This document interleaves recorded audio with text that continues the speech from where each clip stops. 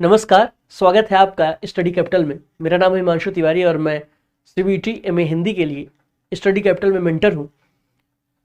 हम लोग आज एक बहुत नए टॉपिक के बारे में देखेंगे और सीयूटी के जो उससे सीयूटी से पहले जब विभिन्न विश्वविद्यालयों के प्रवेश परीक्षाएं होती थी, इंटर एग्जाम होता था, तो ये टॉपिक जो है प्रयोजनमूलक हिंदी वह उसमें सम्मिलित नहीं था। ये एक अलग विषय हुआ करता था, इसका अलग इंट्रेंस एग्जाम भी होता था। पर अब चूंकि सीयूटी के इस नए सिलेबस में ये शामिल कर दिया गया है और यहाँ से प्रश्न आते हैं लगभग 5 से 6 प्रश्न।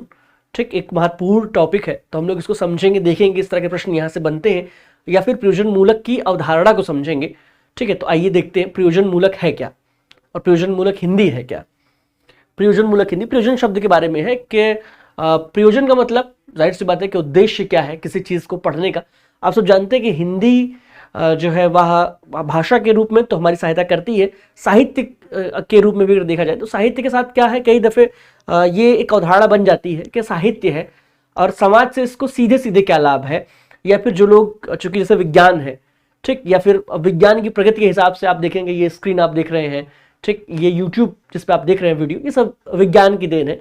तो फिर हिंदी का जो सीधे सीधे लाभ है समाज को वो क्या है, इस हिसाब से हिंदी को प्रयोजन युक्त करना, लाभ युक्त बनाना, या हिंदी पढ़ने से जो लाभ हो जाए हिंदी के विद्यार्थी को, इस हिसाब को ध्यान में रखते हुए, ठीक है, हिंदी को प्रयोजनबद्ध किया गया, यानी प्रयोजन मूलक हिंदी बनाई गई।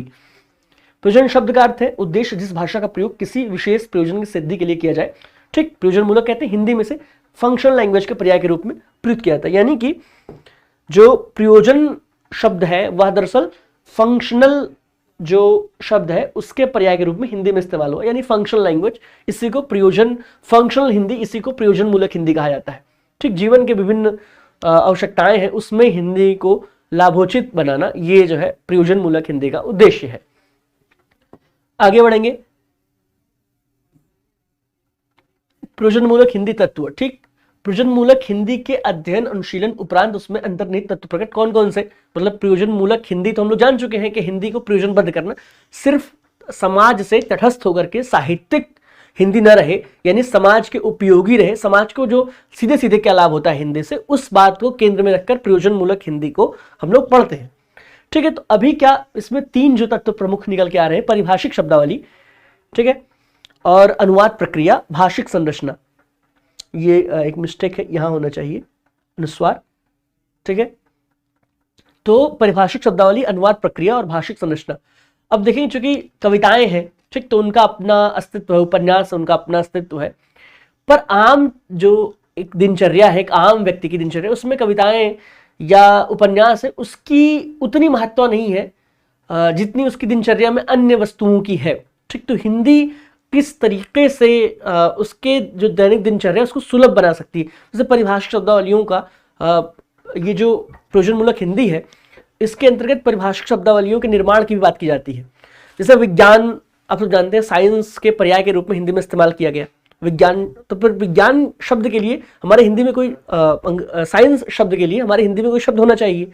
ठीक है, उसके लिए विज्ञान शब्द को नियुक्त किया गया कि हाँ, ये जो विज्ञान शब्द है वह साइंस के पर्याय के रूप में रहेगा।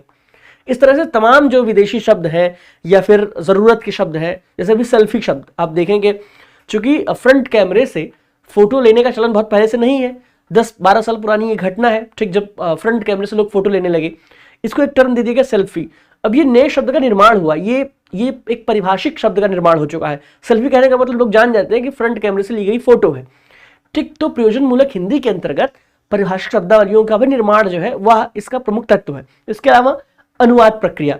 ठीक, एक भाषा से दूसरी भाषा में अनुवाद, आप जानते हैं कि जब किसी भाषा से दूसरी भाषा में अनुवाद होता है तो वहाँ के पूरे ज्ञान को लाने का पूरा एक रास्ता तैयार होता है। तो जैसे आप अंग्रेजी से अनुवाद करेंगे तो अंग्रेजी में लिखे गए जितने ज्ञान विज्ञान के तत्व वो हमारी भाषा में आ जाएंगे। इसलिए अनुवाद प्रक्रिया भी ठीक तरीके से अनुवाद हो, ठीक तरीके से एक भाषा दूसरी भाषा में पूरी बात पहुंचे, तो प्रयोजन मूलक का एक महत्वपूर्ण अंग है, तत्व है अनुवाद प्रक्रिया। तीसरी, भाषिक संरचना। हर भाषा की अपनी एक मौलिक विशेषता होती है, कौन शब्द कब कहाँ रहेगा, कौन सा शब्द कब कहाँ प्रयोग होगा। ठीक, तो यह भी जो है वो प्रयोजन मूलक के अंतर्गत देखा जाता है, समझा जाता है। आगे बढ़ेंगे, पारिभाषिक शब्दावली जिसकी मैंने बात की थी, यही बात है कि प्रयोजन मूलक हिंदी में पारिभाषिक शब्दावली की महत्वपूर्ण भूमिका रहती है। अंग्रेजी के टेक्निकल, अब यहां से देखिए प्रश्न बन सकता है कि पारिभाषिक शब्दावली के लिए ठीक कौन सा शब्द उचित है, अंग्रेजी के किस शब्द के का तर्जुमा है पारिभाषिक। ठीक, तो ध्यान देंगे टेक्निकल, यहां से एक प्रश्न ऐसे बनता है। प्रश्न पिछले प्रश्न पत्र में हमने देखा भी है, इसी चैनल पे हमारे जो और वीडियोस हैं ठीक, कि पिछले साल का प्रश्न पत्र कैसा आया था सीबीटी का, वो भी पड़ा हुआ है, तो वहां पे ये प्रश्न आया था। विभिन्न परिभाषाओं के आलोक में यह कहा जा सकता है कि जो शब्द सामान्य व्यवहार की भाषा में प्रयुक्त न होकर ज्ञान विज्ञान के विभिन्न क्षेत्रों में विषय एवं संदर्भ के अनुसार विशिष्ट किंतु निश्चित अर्थ में प्रयुक्त होते हैं, उन्हें पारिभाषिक शब्द कहते हैं। यानी कि इस पर शब्दों में कहें कि एक कोई ऐसा टर्म ठीक, जिसको सुन करके आप उसे संबंधित उससे संबंधित पूरा भाव वह समझ जाए, वही जो जैसे साहित्य है। अब साहित्य शब्द के अंतर्गत उसकी पूरी परिभाषा हम समझ जाते हैं। ठीक, तो एक शब्द का निर्माण करना जिससे कि उसके पूरे के पूरे भाव को, पूरे के पूरे प्रकरण को हम समझ सके, वही परिभाषा बनाना है। ठीक, वही परिभाषिक शब्दावलियों का निर्माण करना है। तो ये जो है प्रमुख अंग है प्रयोजन मूलक हिंदी का। आगे हम बढ़ेंगे, अनुवाद प्रक्रिया। प्रयोजन मूलक हिंदी की संरचना का दूसरा आधारभूत तत्व है अनुवाद की। अब अनुवाद के बारे में कुछ बातें कि अनुधनवाद से उत्पन्न है। अनु मतलब आप सब जानते हैं कि पीछे या चलना होता है, या पीछे होना, जस्ट उसके बाद जैसे कहते हैं अनुज, जो अनु शब्द यानी कि पीछे, और जा मतलब पैदा हुआ हो। अनुज मतलब जो पीछे पैदा हो, नहीं छोटा हो, जो उसे अनुज बोलते हैं। यही अनुवाद है कि कोई बात है उसके जस्ट पीछे कोई बात कही जाए, यानी कि भाषांतरण कर दिया जाए। ठीक, अनुवाद इसी शब्द की व्युत्पत्ति के बारे में बताया गया है, जिसका शाब्दिक अर्थ होता है किसी के कहने के पश्चात कहना। क्लियर है। अनुवाद मूलतः स्रोत भाषा के मूल पाठ के अर्थ को लक्ष्य भाषा में, यानी कि यहां एक बात और है कि स्रोत भाषा ठीक, यानी जिस भाषा से अनुवाद किया जा रहा है, जैसे अंग्रेजी की कोई पुस्तक है, मैंने उसे अनुवाद किया हिंदी में, तो अंग्रेजी की पुस्तक हो जाएगी स्रोत भाषा। ठीक है, स्रोत भाषा, और हिंदी में अनुवाद करूंगा मैं तो उसे कहेंगे लक्ष्य भाषा। ठीक है, तो ये जो है दो शब्द भी महत्वपूर्ण है, इसे भी ध्यान में रखें। आगे हम बढ़ते हैं, भाषिक संरचना। वही जो बात इसके पहले भी मैंने बताई है कि प्रयोजन मूलक भाषा संरचना का एक मानक रूप ठीक एक स्टैंडर्ड फॉर्म निश्चित करता है। इसमें एक रूपता, निश्चितता तथा औचित्य का निर्वाह किया जाता है। कोई बात, किसी वाक्य से कोई बात जो निकलना चाह रही है वो निकल रही है कि नहीं, मतलब एक वाक्य है वो प्रॉपर आपका अर्थ दे रहा है कि नहीं। ठीक है, इस तरह की बातचीत। विज्ञान, तकनीकी, प्रशासन, व्यवसाय आदि की परिभाषिक शब्दावली का प्रयोग किया जाता है। मतलब ये कि जो जैसे कोई वाक्य है ठीक, तो वो जिस विषय में, जिस क्षेत्र का है, वहीं पे ठीक पड़ेगा। जैसे आगे भी हम देखेंगे कि मान लीजिए कि वो कहते नहीं कि 6 रन छक्का मार दिया। अब ये क्रिकेट का शब्द है, छक्का मारना। ठीक, ये क्रिकेट का शब्द है। अब ये जो है ट्रेन, रेलवे वाले नहीं इस्तेमाल करेंगे। ठीक, या फिर किसी को 6 रुपए दे दिए तो आप नहीं कहेंगे मैंने उसको छक्का मार दिया, या इस तरह के। तो हर विषय के अपने कुछ निश्चित शब्द होते हैं, उनको ठीक तरीके से समझना और उनको वहीं उनका प्रयोग जो है वहीं पर करवाना, ये सब कुछ जो है वो प्रयोजन मूलक हिंदी के अंतर्गत आता है। आगे बढ़ेंगे, प्रयोजन मूलक हिंदी विविध रूप। ठीक, वाणिज्य में, वैज्ञानिक और तकनीकी में, कार्यालय में, कानून के क्षेत्र में, सामाजिक विज्ञान क्षेत्र में, संचार माध्यम में। मतलब कि ये कि हिंदी जहां जहां जिस क्षेत्र में इस्तेमाल होती है वहां पे उसका स्वरूप कैसा होना चाहिए, एक क्षेत्र से दूसरे क्षेत्र की हिंदी में क्या अंतर होने चाहिए। ठीक, ये सब कुछ जो है वह प्रयोजन मूलक हिंदी के अंतर्गत आता है, उस पर बाकायदा अध्ययन किया जाता है और वहां से प्रश्न आपके लिए बनते भी हैं।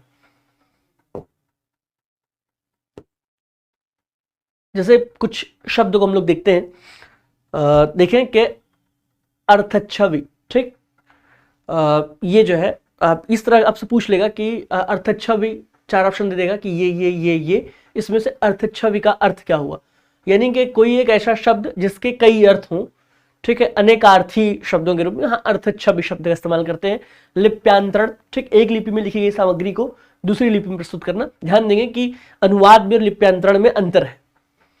ठीक है, जैसे कि अब यानी कि बात जो है, वाक्य या शब्द सेम रहे, बस लिपि बदल जाए। ठीक, जैसे मदन शब्द है। ठीक है, मदन अब रहेगा मदन, जैसे अब मदन है, किसी का नाम है, किसी जानते हैं हम नाम अनुवाद नहीं होता, नाम सिर्फ लिप्यांतरण होता है नाम का।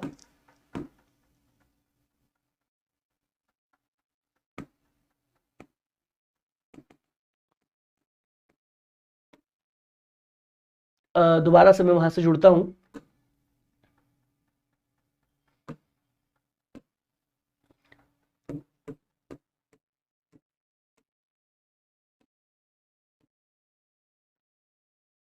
देखिए लिप्यांतरण आ चुका है, फिर वही मिस्टेक वो आगे जा चुका है। मैं आपको समझाता हूं लिप्यांतरण है क्या। लिप्यांतरण और अनुवाद में क्या फर्क है। अनुवाद में भाषा का दूसरी भाषा में अनुवाद, तो लिप्यांतरण में सिर्फ लिपि चेंज होती है, शब्द वही रहता है। जैसे कि मदन शब्द है, ठीक है, मदन, अब ये इंग्लिश में जाएगा, ठीक, तो मदन हो गया, उर्दू में आएगा तो मदन हो गया। कहने का मतलब ये है कि तीनों भाषाओं में जो है ये मदन ही है अंततः, लेकिन इसकी लिपि बदलती चली गई। ठीक है, तो अब ये जो प्रयोजन मूलक हिंदी है, इस विषय को हम आगे भी देखेंगे, समझेंगे। अभी इसमें काफी कुछ बचा हुआ है, ठीक है, तो उसको यहाँ समझेंगे। उसके पहले एक सूचना है कि, तो जरूरी सूचना आप सभी के लिए ये है कि स्टडी कैपिटल की टीम आपके लिए क्रैश कोर्सेज लेके आई है विभिन्न विषयों के, सीवीटी से संबंधित। उसी के सिलसिले में एमए हिंदी के लिए भी कोर्सेज जो है शुरू हो चुके हैं, कक्षाएं 1-2 दिन में चलने वाली हैं, तो आप सब बिल्कुल देर ना करें। और इस कोर्सेज में हम लोग देखेंगे क्या क्या विशेषताएं हैं, देखेंगे लाइव क्लासेस जिसमें मैं ही कक्षाएं लूंगा आपकी, और आप समझेंगे वहाँ पे ही पूरे हिंदी साहित्य के इतिहास को समझेंगे, पूरे सीवीटी के सिलेबस को समझेंगे, पढ़ेंगे। और स्टडी मटेरियल जो कि मैं आपको पढ़ाऊंगा, लाइव कक्षाएं लूंगा, तो वहाँ पे हम लोग जो कंटेंट से मैं पढ़ाऊंगा वो आपको दिए जाएंगे, और भी जो ज़रूरी होगा आपके विषय के लिए वो आपको प्रोवाइड करा जाएगा। डाउट सेशन वहाँ पे सारी जो दुविधा है, चूँकि लाइव क्लासेस होंगी ही तो उसमें इतनी दुविधा आएगी नहीं, फिर भी जो दुविधा होगी, जो संशय होगा वो क्लियर किया जाएगा। प्रैक्टिस टेस्ट, ठीक, आपको प्रतिदिन या फिर साप्ताहिक जैसा उचित होगा वैसे आपको प्रश्न दिए जाएंगे, कि ताकि आपका अभ्यास बरकरार रहे, आप समझें किस तरह के प्रश्न आते हैं सीवीटी में। फ्री टेस्ट सीरीज है, स्पेशल गाइडेंस है, इस तरह की बातें हैं। मेरे बारे में कुछ बातें, 2021 में जो बीएचयू और डीयू का एंट्रेंस एग्जाम हुआ था उसमें मेरा फर्स्ट रैंक रहा है, और जेआरएफ भी हूँ हिंदी विषय से, तो एक बेहतर गाइडेंस आपको मिल सकता है।